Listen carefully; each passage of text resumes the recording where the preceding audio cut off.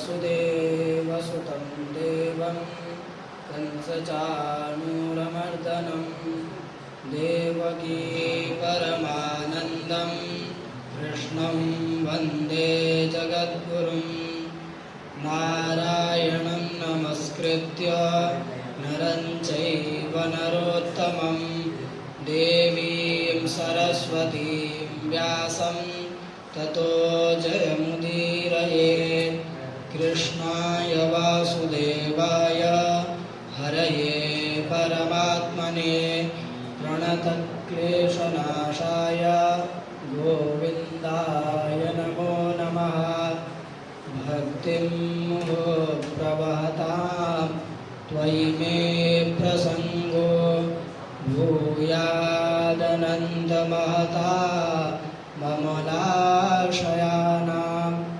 येनाज्जसोल्बणमुरो व्यसनं भवाब्धिं नेष्ये भवद्गुणकथा मृतपानमत्तः भूतैर्महद्भिर्यैमाः पुरो विभुर्निर्मायशेते यदमुंशुपूरुषः भुङ्क्ते गुणांशो दशषोडशात्मकः सोऽलङ्कृशिष्टभगवान् वचांसि मे। पूर्वात् पूर्व ब्रह्मांड आदि के परमपिता अनेजत अकायम अस्नाविरम श्रोत्रस्य श्रोत्रम वाचस्य वाचम उन सच्चिदानंद घन के चरणों में हम सभी प्रणाम करते हैं। जिन मिशन के अंतर्गत रहकर हम अध्ययन कर रहे हैं, ऐसा विश्व जागृति मिशन जिसके द्वारा अनेक उत्तम कार्य जैसे वृद्धाश्रम, गौशालाएं, उपदेशक महाविद्यालय, गुरुकुल संचालित किए जा रहे हैं। ऐसे परम उत्तम मिशन के संस्थापक पूज्य परम आदरणीय नित्य वंदनीय परम पूजनीय श्री सुधांशु जी महाराज श्री के चरणों में कोटि सहा नमन। एवं हम जैसे छात्रों को जो कि अभी घुटने के सहारे चल रहे हैं, उन्हें अपने पैरों के सहारे खड़ा करने वाले पूज्य गुरुदेव यहाँ उपस्थित एवं अन्यत्र उपस्थित पूज्य गुरुदेव भगवान के चरणों में दंडवत प्रणाम एवं यहाँ उपस्थित सभी भक्तगणों को मेरा सादर नमस्कार। हम सभी जड़ भरत और राजा रघुगण का संवाद श्रवण कर रहे हैं, जो कि श्रीमद् भागवत महापुराण के पंचम स्कंद अध्याय 10, 11, 12 और 13 में है। हम सभी अध्याय 10 की कथा को श्रवण कर रहे हैं। आइए कथा में प्रवेश करने से पूर्व जिन परमात्मा की महती कृपा से हम इस मोक्षदायिनी कथा को श्रवण कर रहे हैं, उनका स्मरण करते हैं। गोविंद हरे गोपाल हरे जय जय प्रभु दीन दयाल हरे। गोविंद हरे गोपाल हरे जय जय प्रभु दीन दयाल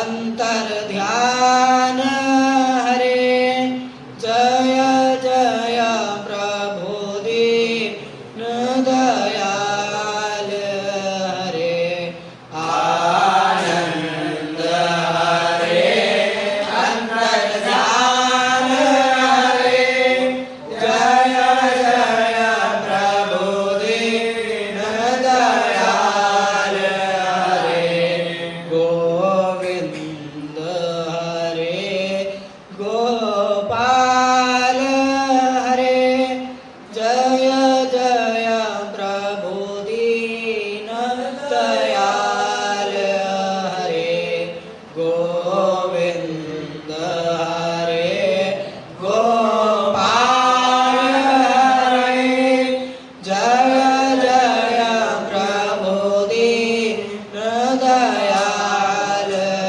हरे कृष्ण हरे राधा स्वामिनी हरे जय जय प्रभु दीन दयाल हरे कृष्ण हरे राधा स्वामिनी हरे जय जय प्रभु दीन दयाल हरे गोविंद हरे गोपाल हरे जय जय प्रभु दीन दयाल हरे जय जय प्रभु दीन दयाल हरे जय जय प्रभु दीन दयाल हरे। यह शरीर नाशवान है।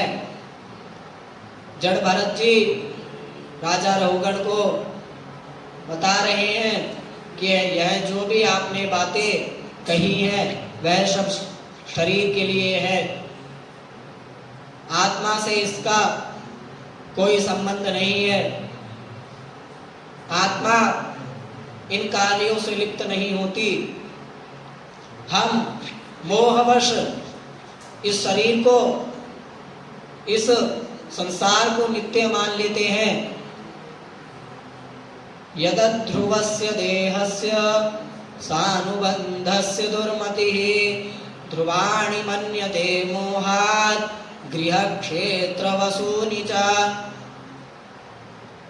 मंदमती जीव खेत, घर, आश्रम, अपने परिवार के सदस्य, बहन, भाई, पुत्र, पुत्री, माता, पिता, इन सबको मोहवश नित्य मान लेते हैं। अभी तो यह सब अनित्य है, परंतु हम मोह के कारण इन सबको नित्य मान लेते हैं। जड़ भरत जी राजा रहुगण से कहते हैं, मैं प्रजा हूं और तुम राजा। यह व्यवहार केवल लौकिक दृष्टि से है। इस व्यवहार का परमार्थ दृष्टि से कोई संबंध नहीं। यह व्यवहार परमार्थ दृष्टि के आगे तुच्छ है। यह व्यवहार का संबंध केवल लौकिक इस लोक के अंतर्गत रहने की प्रक्रिया में है। यह व्यवहार केवल जो अविद्या के कारण इस लोक में फंसे हुए हैं उनके लिए है। इससे आत्मा का कोई संबंध नहीं। इस प्रकार राजा रहुगण जड़ भरत जी से अपने वाक्य जो जड़ भरत जी के बारे में राजा रहुगण ने कहे थे उनके अर्थ को जड़ भरत जी से श्रवण कर रहा है। जड़ भरत जी राजा रहुगण से कह रहे हैं आपने कहा था कि मेरा इलाज करोगे, मेरा इलाज करके आपको मिलेगा भी क्या, क्योंकि मैं मत उन्मत्त जड़ के समान अपने में ही लीन रहता हूँ। मुझे शिक्षा देना, मुझे ज्ञान देना पिसे हुए को पीसने के समान है। जिस प्रकार गेहूं एक बार पिस जाए उसे दोबारा नहीं पीसा जा सकता, उसी प्रकार जब मैं अपनी ही स्थिति में हूँ, उस आत्मा की दृष्टि से परमात्मा का दर्शन कर रहा हूँ, तो आप मुझे कितनी भी शिक्षा दीजिए, कितना भी ज्ञान दीजिए, उसे मैं ग्रहण नहीं करूँगा, क्योंकि यह जो शिक्षा आप दे रहे हैं यह इस लोक में ही रह जाएगी। इस प्रकार बोल करके जड़ भरत जी अब मौन हो गए। राजा रघुगण ने जड़ भरत जी के इन तत्वनिष्ठ वचनों को सुना। तत्व सहित जो वचन जड़ भरत जी ने कहे उन्हें श्रवण किया। यह श्रवण करके राजा रघुगण के दृष्टि में जड़ भरत जी संत हो गए। वह तुरंत पालकी से उतरा और जड़ भरत जी से कहने लगा, आपने द्विजों का चिन्ह यज्ञोपवीत धारण कर रखा है, बताइए आप कौन हैं, आप किसके पुत्र हैं, आपका आगमन कहाँ से हुआ है, कहीं आप अवधूतों में से तो कोई नहीं, कहीं आप दत्तात्रेय आदि अवधूतों में से तो कोई नहीं, आप मुझे बतलाइए, कहीं आप साक्षात भगवान कपिल देव जी तो नहीं। राजा रघुगण जड़ भरत जी से प्रश्न पूछ रहा है कि आप कौन हैं, मुझे बतलाइए। इसके बाद राजा रघुगण कहता है, नाहं विशंके सुरराज वज्रान् नत्र्यक्षशूलान् न यमस्य दण्डात् नाग्न्यार्कसोमा नीलवेत्तपास्त्रात् झङ्के वृषम्भ्रं मकुलावमानात्। मैं इंद्र के वज्र से नहीं डरता, मैं महादेव जी के त्रिशूल से नहीं डरता, मैं यमराज के दंड से नहीं डरता, मैं डरता हूं तो ब्राह्मण कुल के अपमान से, मैं डरता हूं तो ब्राह्मण के अपमान से, मैं डरता हूं तो ऋषियों के अपमान से, मैं डरता हूं तो मुनियों के अपमान से, मैं डरता हूं भगवान के उन परम भक्तों के अपमान से, मैं डरता हूं महान योगियों के अपमान से। मेरे द्वारा जो आपका अपमान किया गया आप उसे क्षमा कीजिए। ब्राह्मण ऋषि मुनि यह हर वक्त तपस्या करते हैं, इनके वाक्य कभी निष्फल नहीं जाते। हम देखते हैं कि किस प्रकार महर्षि भृगु ने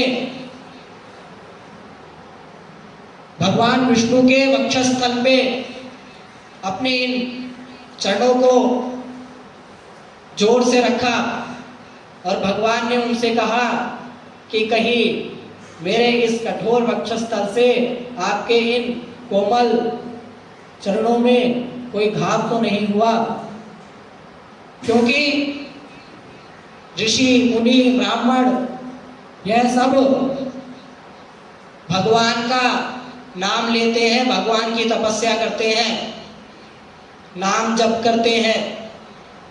और नाम जप भगवान के उस निर्गुण रूप से भी बढ़कर है। जो नित्य निरंतर नाम जप करता है वह साक्षात भगवान के दर्शन करता है।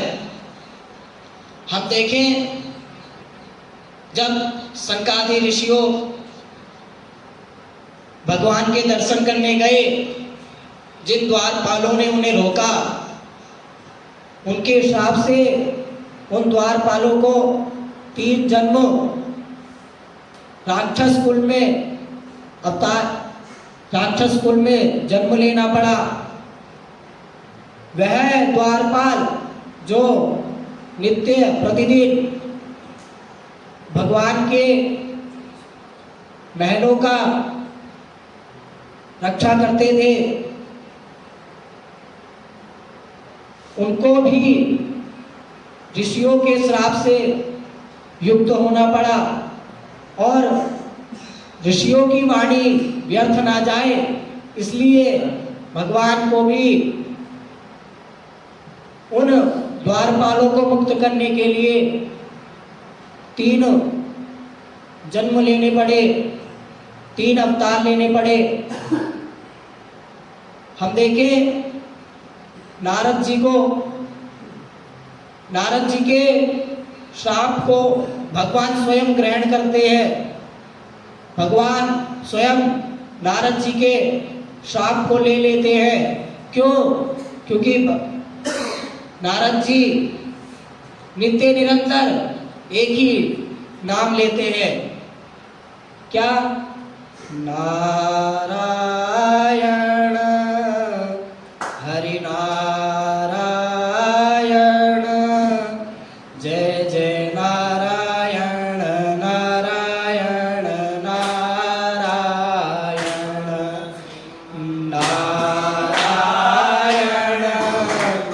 नारायण, जय जय नारायण नारायण नारायण, श्रीमन्नारायण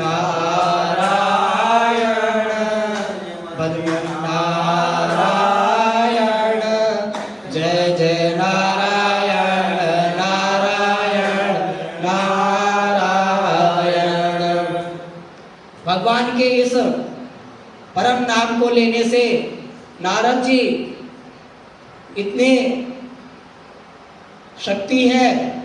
शक्तिशील है कि उनके वाणी व्यर्थ ना जाए, इसलिए भगवान को भी स्वयं धरती पर आना पड़ता है। जो नित्य निरंतर भगवान के परम नाम को लेता है वह आनंद स्वरूप हो जाता है। जब वह हर क्षण भगवान के इस नाम को लेता है तो उसकी स्थिति परम योगियों की तरह हो जाती है, परम आनंदित, परम सुखी। उसे इस संसार से कोई भी लगाव नहीं रहता। बोलते हैं जड़ चैतन्य कछु नहीं दिखत। जो भगवान के इस परम नाम को लेता है, नाम जप करता है, उसे जड़ चैतन्य कुछ नहीं दिखता। जो दिखत सो प्रभुमय दिखत। जो दिखता है वह प्रभुमय ही दिखता है। हर क्षण उसे प्रभु का ही दर्शन होता है। हर समय वह प्रभु की सत्ता को ही मानता है। व्यूहल विकल संहार न तन की। न उसे इस संसार की चिंता है, न उसे अपनी परेशानियों की चिंता है। उसे केवल चिंता है तो उस प्रभु के चिंतन की। घूमत नैना श्याम खरे। जहाँ भी वो नैन घुमाए, जहाँ भी वो दृश्य देखे, केवल उसे श्याम ही दिखाई देते हैं, केवल उसे परम शक्ति का ही दर्शन होता है। हम देखें संत ज्ञानेश्वर जी को, जिन्होंने इतना तप किया कि उनकी आरती में ही कहते हैं, भीति का सजीव सी चल दे, पशु भी वेद पाठ कर दे, कृपाद्भुत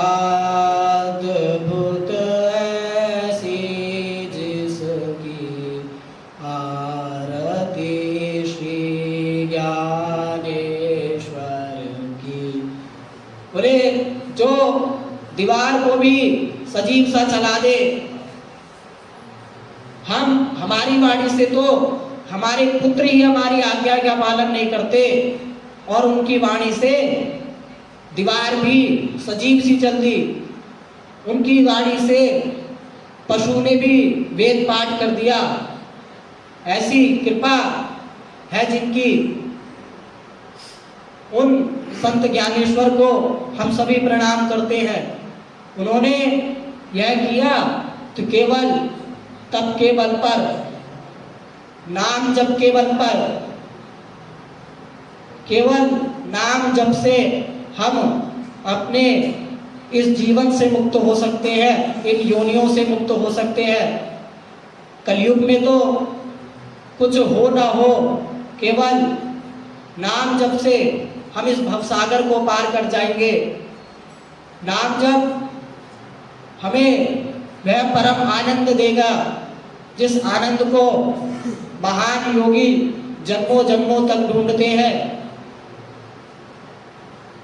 कलयुग केवल नाम आधारा, सुमिर सुमिर नर उतरहि पारा। कलयुग में केवल नाम ही आधार है। नाम जप से हम इस संसार को पार कर जाएंगे। नाम जप कितना फल देता है। एक नाम जप से हमें कितने पुण्यों का, कितने जन्मों का फल हमें मिलता है, इसको हम अगले सत्र में जानेंगे। आइए, जिन परमात्मा की कृपा से हम इस मोक्षदायिनी कथा को श्रवण कर रहे थे, उन्हें समर्पित करते हैं। मेरो राधा रमण गिरधारी, गिरधारी श्याम बनवारी।